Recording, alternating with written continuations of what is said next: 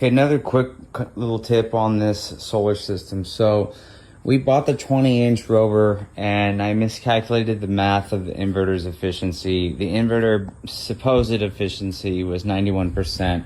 However, we're having trouble keeping the Starlink and everything running through the night with some of the shade. And the problem is the panels are in series. When panels are in series, we have an issue with shade.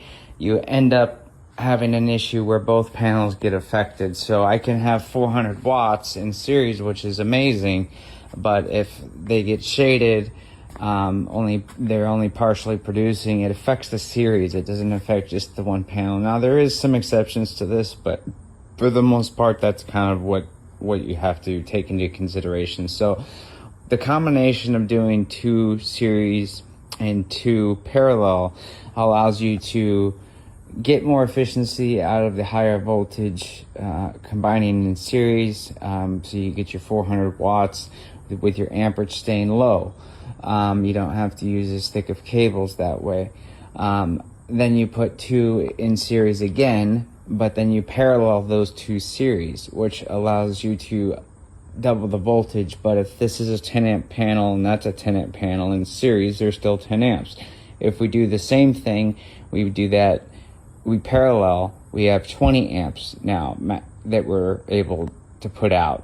Now, Renogy's 20 amp charge controller is not going to handle that. It's going to just get wasted. So we went and got the 40 amp. But cool thing is if half of these or 2 of these are in shade and 2 aren't, the 2 that are in parallel aren't, they're going to produce the same max power versus these being affected. Now, if I had all of these in series and I overwatted the whole charge controller, that's fine. It'll just do its current limiting thing and whatever. But if it gets shaded, it affects all of them. So that's another quick little tip there. And I got these Bauer stackable boxes, and I just realized I have 2 batteries already, only one of which with the new 40 amp charge controller is going to fit in the existing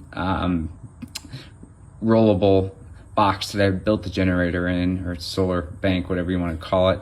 So I'm going to have a 4th battery. So I'm either going to have to get another one of these stackable boxes, or it's just going to have to sit on the side for right now, which probably is going to do because we're waiting for our ADU shed slash ADU to arrive. But also got 20 volt DeWalt whole hog to rip through the studs and get the electrical going, and the 20 volt chainsaw. So excited about all these additions this weekend. I'll give you an update once we get everything going.